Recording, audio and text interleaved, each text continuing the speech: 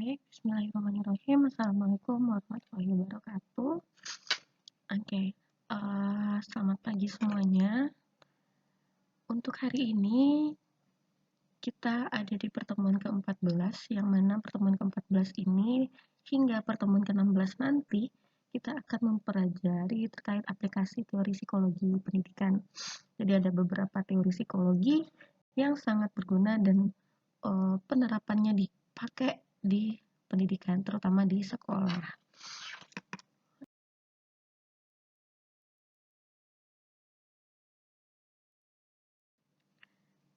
Nah, pada pelaksanaan pengajaran dan pendidikan di sekolah ini tentunya nggak terlepas dari beberapa pemikiran yang dikembangkan oleh beberapa tokoh dalam teori psikologi.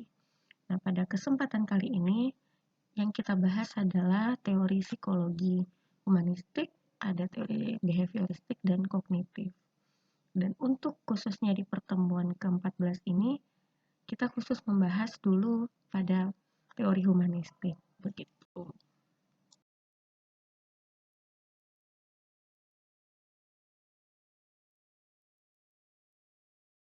Selanjutnya kita pahami dulu terkait humanistik ini. Jadi pandangan humanistik ini lebih melihat pada sisi perkembangan kepribadian manusia daripada ketidaknormalan, serta mengajarkan pembangunan kemampuan yang positif dari diri seorang. Jadi aliran humanistik ini sangat melihat sisi positif dari si individu. Jadi dia lebih menghargai hal-hal yang positif pada diri individu daripada hal-hal yang negatifnya. Kemudian kemampuan positif erat kaitannya dengan perkembangan emosi positif yang terdapat dalam domain afektif atau terkait dengan perasaan. Nah, misalnya bagaimana keterampilan membangun dan menjaga relasi yang hangat dengan orang lain, kemudian bagaimana menjaga kepercayaan, penerimaan, kesadaran, kejujuran, dan kemampuan interpersonal lainnya. Jadi hal-hal yang berkaitan dengan afektif atau perasaan itu sangat ditekankan di sini. Jadi bagaimana pengembangan emosi atau hal-hal yang positif pada diri seseorang. Nah, selain menitik beratkan pada hubungan interpersonal, para pendidik atau dalam hal ini adalah guru yang beraliran humanistik ini juga mencoba untuk mempelajari yang membantu siswa meningkatkan kemampuan dalam berimajinasi, membuat pengalaman, berintuisi, merasakan dan berfantasi. Jadi pendidik-pendidik yang beraliran humanistik atau menganut aliran humanistik ini akan lebih cenderung untuk menghargai peserta didiknya walaupun dia menunjukkan perubahan yang sedikit gitu atau perkembangan yang sedikit pun perkembangan yang dialami oleh peserta didik biasanya akan dihargai oleh si pendidik jika ia menganut aliran humanistik ini. Oleh karena itu, pada pendidik yang menganut humanistik ini nggak akan ada tuh istilah anak bodoh, anak nakal, anak jahat, dan anak-anak yang dengan capan atau prasangka negatif lainnya. Mereka atau guru akan lebih melihat dari sisi positif dari si peserta didik itu.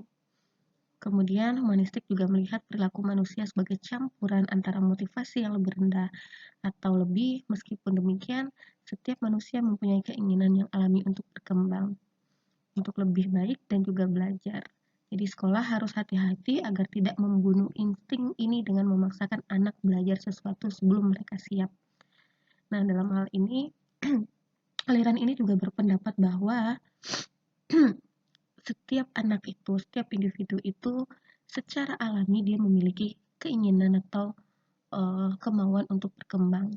Dan hal inilah yang membuat pendidik itu harus berhati-hati agar jangan sampai insting dia itu atau kemauan yang secara alami ini hilang begitu saja. Hal ini bisa diakibatkan oleh ketika anak dipaksa atau terlalu dipaksa atau mereka belum siap untuk belajar. Nah, kemudian itu akan pelan-pelan membunuh insting alami mereka untuk berkembang atau untuk belajar. Begitu. Jadi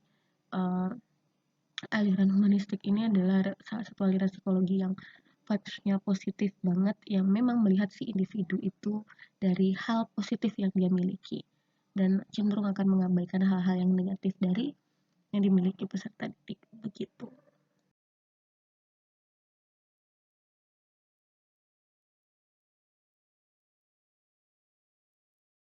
Nah, kemudian selanjutnya kita akan membahas tokoh-tokoh dalam teori humanistik ini. Sebenarnya banyak banget tokoh-tokoh yang menganut teori humanistik ini. Hanya saja pada kesempatan kali ini kita akan mentelaah satu persatu dari 3 tokoh yang sering muncul yang menyampaikan tentang humanistik ini. Yang pertama itu ada Arthur Kops, kemudian ada Abraham Maslow, dan yang ketiga ada Carl Rogers. Oke, baik, mari satu-satu kita bahas bagaimana pandangan humanistik yang dia paparkan. Yang pertama ada Arthur Koms, di mana Arthur Koms ini menggunakan konsep dasar yang sering disebut dengan meaning atau makna atau arti. Jadi dia menggunakan istilah meaning untuk menjelaskan teori humanistik ini. Nah, menurutnya belajar terjadi bila mempunyai arti bagi individu. Untuk itu, seorang guru harus memahami perilaku siswa dengan mencoba memahami dunia persepsi siswa, sehingga apabila ia ingin merubah perilakunya, guru harus berusaha merubah keyakinan atau pandangan si siswa yang ada. Nah, selain itu, ia juga memberikan lukisan persepsi diri dan dunia seseorang seperti 2 lingkaran besar dan kecil yang bertitik pada satu pusat. Yang lingkaran kecil adalah gambaran dari persepsi diri, dan lingkungan besar yang kedua ada persepsi dunia. Nah, makin jauh peristiwa-peristiwa itu dari persepsi diri, maka berkurang pengaruhnya terhadap perilaku. Jadi, hal-hal yang mempunyai sedikit hubungan dengan diri, maka makin mudah hal itu terlupakan. Jadi, maksudnya di sini adalah Arthur ini menyampaikan bahwa ketika seseorang itu mempelajari suatu hal yang dekat dengan dirinya, itu akan lebih mudah masuk atau lebih mudah ia pahami daripada hal-hal yang jauh atau di luar dari dirinya, karena teori ini Arthur ini menyampaikan bahwa ketika kita bisa melihat dari persepsi si siswa itu akan lebih mudah untuk paham gitu. Jadi kita harus belajar dari bagaimana si siswa itu memandang apa yang akan dia pelajari atau memandang dunianya seperti apa. Semakin dekat kita atau semakin mirip kita cara pandang kita dengan siswa, maka semakin gampang siswa itu memahami pelajaran yang kita berikan. Sama halnya dengan suatu pelajaran yang memang relate dengan kamu, itu akan lebih mudah kamu pahami daripada pelajaran yang nggak relate dengan kamu. Nah, itu intinya. Itu yang menurut si Arthur Kops. Nah, selanjutnya ini tokoh terkenal banget dalam teori humanistik, yaitu Abraham Maslow, yang sering disebut juga dengan Maslow. Maslow ini mengungkapkan bahwa individu berperilaku dalam upaya untuk memenuhi kebutuhan yang bersifat hierarkis. Jadi, teori yang paling terkenal banget dari Maslow ini adalah teori kebutuhan hierarkisnya. Kalau kalian pastinya sudah pernah belajar di semester-semester sebelumnya, jadi ada beberapa kebutuhan yang harus dipenuhi oleh si individu untuk mencapai hierarki tertingginya, gitu ya. Nah, setiap individu mempunyai berbagai perasaan takut, seperti rasa takut untuk berusaha atau berkembang, takut untuk mengambil kesempatan, takut membahayakan apa yang sudah ia miliki, dan sebagainya. Namun di sisi lain, seorang juga memiliki dorongan untuk lebih maju ke arah keunikan diri, kemudian ke arah keberfungsian semua kemampuan yang dimilikinya, dan ke arah kepercayaan diri menghadapi dunia luar, dan pada saat itu juga ia dapat menerima diri sendiri. Begitu pahamnya si Maslow ini. Nah, needs manusia itu dibagi menjadi 5 hierarki. Bila seorang dapat memenuhi kebutuhan pertama, seperti kebutuhan fisiologis, barulah ia dapat menginginkan kebutuhan yang terletak di atasnya, dan begitu seterusnya. Dan dalam implikasinya di sekolah, hierarki kebutuhan manusia inilah yang harus diperhatikan oleh guru. Nah, selanjutnya coba kita lihat hierarki kebutuhannya seperti apa. Oke, berikut ini adalah hierarki kebutuhan yang dipaparkan oleh Maslow, di mana kebutuhan awal, kebutuhan dasar itu adalah kebutuhan fisiologis. Kemudian naik lagi ke kebutuhan akan keamanan, kemudian ada social needs, ada esteem needs, sampai tertinggi atau terpuncak ada self-aktualisasi diri. Nah, pada implikasinya di sekolah, guru itu atau pendidik itu hendaknya melihat apakah kebutuhan dasarnya si peserta didik ini sudah terpenuhi. Kemudian kalau sudah terpenuhi, apakah dia sudah berada pada hierarki di atasnya lagi, dan apakah sudah terpenuhi, dan itu yang mesti diperhatikan. Oh, misalnya satu anak itu kebutuhan fisiologisnya sudah terpenuhi, dia cukup makan, kemudian kondisinya sehat, kemudian dia di sekolah gimana? Safety needs-nya terpenuhi nggak? Dia merasa aman nggak di sekolah? Kalau dia merasa aman di sekolah, jadi dia akan punya social needs pada hierarki berikutnya. Tapi kalau misalnya safety needs-nya itu terkendala di sekolah, nah itu yang perlu dihandle oleh guru, atau guru perlu membantu si siswa itu untuk memenuhi safety needs-nya. Mungkin bisa saja anak itu merasa tidak aman di sekolah karena menjadi bahan bulian teman-temannya, atau mungkin karena dia anak pindahan kemudian menjadi dikucilkan. Nah, itu harus segera dibantu oleh peserta didik, oleh pendidik, agar peserta didiknya mampu berkembang dengan optimal sehingga mampu mencapai self-aktualisasi dirinya. Begitu. Kemudian tokoh terakhir yang kita bahas terkait teori humanistik ini adalah Carl Rogers. Rogers di sini berpendapat bahwa motivasi orang yang sehat adalah aktualisasi diri. Hampir sejalan dengan Maslow tadi.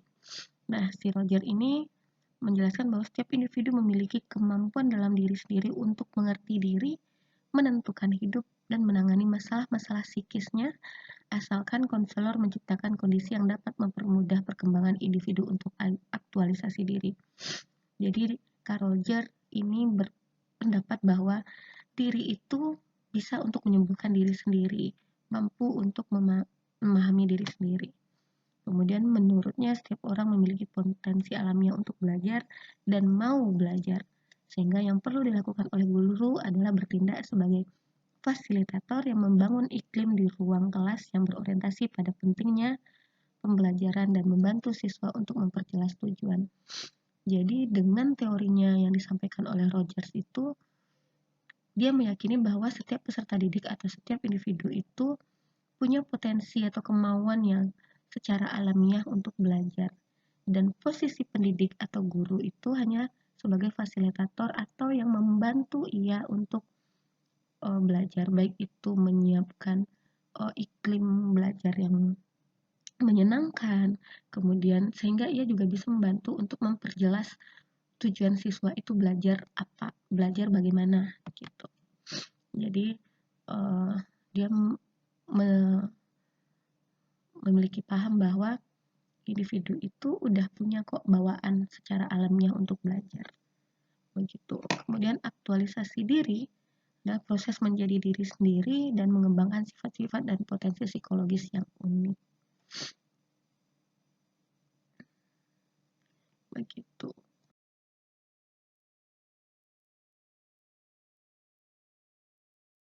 Selanjutnya PPT yang tadi bisa kalian baca sendiri. Kemudian selanjutnya ada bahan diskusi forum yang mana saya berikan studi kasus di sini. Kalian bisa baca kasusnya, kemudian kalian berikan pendapat kalian terkait kasus ini, dan silahkan dituliskan pada forum di e-learning yang sudah saya sisipkan atau saya sediakan. Begitulah kira-kira terkait dengan materi kita tentang teori psikologi humanistik serta implikasinya pada sekolah atau proses belajar mengajar. Semoga mudah dipahami dan bisa diterapkan untuk diri kamu maupun membantu orang lain. Oke, terima kasih untuk pertemuan 14 ini. Saya akhiri. Alhamdulillahirabbil alamin. Assalamualaikum warahmatullahi wabarakatuh.